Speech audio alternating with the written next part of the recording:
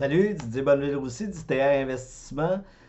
Écoute, dans cette vidéo-là, je voulais juste te montrer les 4 étapes par lesquelles tu vas passer nécessairement si tu démarres ton entreprise et que tu veux atteindre le million de dollars ou d'euros de chiffre d'affaires.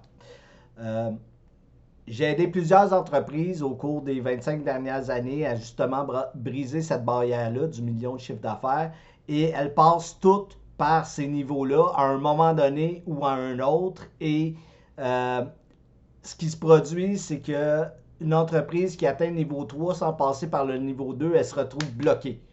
Une entreprise qui arrive au niveau 2 sans passer par le niveau 1 se retrouve bloquée à un certain point. Et ce cadre de travail-là te permet de débloquer ton entreprise au niveau où elle est actuellement. Alors, premier niveau, c'est tu as ton idée d'entreprise, tu as ton idée de produit. Ta seule job à ce moment-là, c'est de faire des présentations et faire tes premières ventes. La seule chose dont tu as besoin à ce moment-là, c'est de la force brute. Oublie les entonnoirs, oublie la pub, oublie tout ce que tu peux connaître des stratégies marketing. Ta seule job, c'est de faire tes premières ventes et de servir tes premiers clients. 10. OK? Une fois que tu as servi tes 10 premiers clients, et que tu as une idée justement de c'est quoi les problèmes, si tu es capable de le faire de façon relativement rentable, si ça plaît aux clients, et que tu corriges les problèmes que tu peux avoir. Le deuxième niveau, c'est de construire ton moteur de croissance. Alors ici, ce que tu veux, c'est une source de clients, développer une source de clients qui est à la fois prévisible et constante, qui va permettre à mon entreprise de générer jusqu'à 10 000 euros de chiffre d'affaires pendant 3 mois consécutifs. OK? 10 000 euros ou 10 000 dollars. Pourquoi tu veux ça? Ben, c'est parce que tu veux quelque chose de prévisible. Tu ne veux pas avoir à reconstruire euh, à chaque fois ton moteur de croissance. Donc, tu en veux un qui est prévisible, qui te permet de générer 10 000 euros de chiffre d'affaires par mois pendant 3 mois.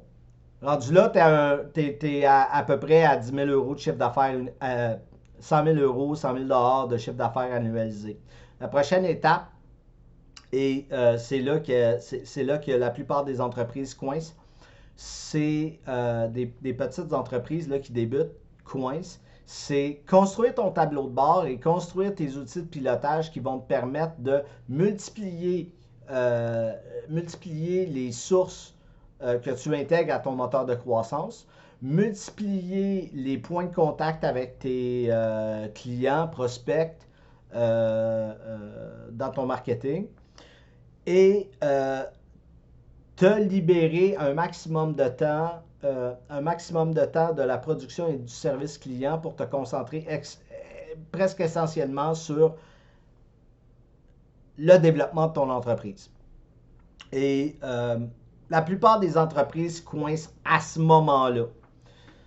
Elles coincent à ce moment-là, c'est-à-dire elles ont 100 000 entre 100 000 et 400 000, 500 000 euros de chiffre d'affaires. Mais le propriétaire se retrouve pris dans une situation où il passe tellement de temps à la production, à gérer la production, à gérer l'administratif, à gérer le service client, par exemple, qu'il est incapable de s'asseoir et de s'asseoir et de réfléchir à ses stratégies pour développer son moteur de croissance. Donc, il est plus capable de croître parce qu'il n'a plus de temps à consacrer à la croissance de son entreprise. Il est bloqué au niveau 3 entre 100 000 et 500 000 euros de chiffre d'affaires sans être en mesure de changer la donne. Alors là, ce que tu dois faire, c'est construire ton tableau de bord, construire ton tableau de pilotage et commencer à déléguer les choses qui doivent l'être. Production, service client, euh, production, service client, surtout administratif. Tout ça doit être délégué le plus rapidement possible, systématisé. Et là, à ce moment-là, tu es prêt à arriver au niveau 4 où là, c'est vraiment payant pour toi comme entrepreneur. Parce qu'au niveau 4, on présuppose que ta production est déléguée, ton service client est délégué, ton administratif est délégué, et la seule chose que tu as à faire, c'est te concentrer sur le développement de ton entreprise et particulièrement à ce moment-là, les profits. Pourquoi tu veux te concentrer sur les profits pour augmenter tes revenus personnels? Plusieurs raisons. La première, c'est que tu vas être en mesure de retirer de l'argent de ton entreprise pour l'investir sur des investissements qui sont plus stables. Ce qu'il faut que tu saches, c'est que ton entreprise vaut quelque chose. C'est un capital en lui-même, mais ce capital-là, tant et aussi longtemps qu'il est coincé dans ton entreprise, c'est un capital qui est toujours 100% à risque. Tu dois garder ça en tête. OK? La deuxième chose, c'est que en augmentant tes revenus personnels, ça te permet non seulement de couvrir tes dépenses de base, mais aussi d'avoir l'option de te remplacer comme directeur général et de te sortir de la gestion quotidienne des opérations et de trouver, de te consacrer exclusivement à la stratégie de ton entreprise et à son développement. Très important si éventuellement tu veux te développer une porte de sortie, soit en te sortant complètement de l'entreprise et en restant actionnaire, soit en vendant ton entreprise à soit des associés en totalité ou en partie, soit à un autre opérateur industriel qui va, pour qui c'est intéressant.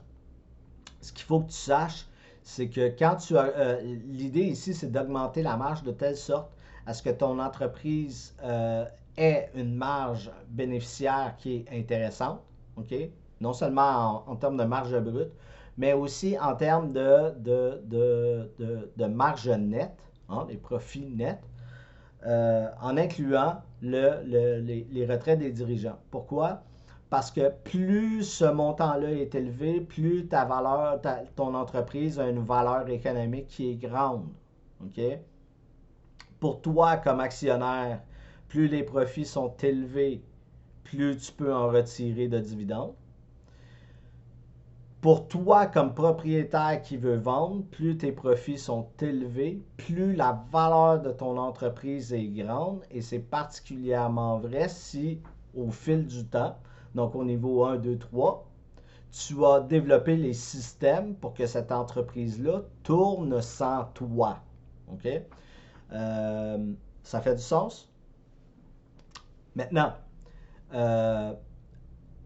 dis-moi dans les commentaires à quel niveau tu es.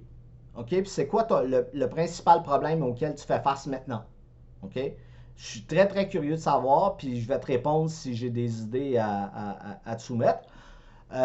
Deuxième des choses, si tu veux connaître toutes les stratégies qu'on utilise au niveau 1, 2, 3 et 4 pour permettre d'accélérer ce développement-là, ben, je te suggère de cliquer sur le lien en bas ou en haut de la vidéo, de t'inscrire. Je vais te faire une vidéo plus longue où là, je vais t'expliquer les stratégies qu'on utilise à chacun des niveaux pour accélérer et faciliter les choses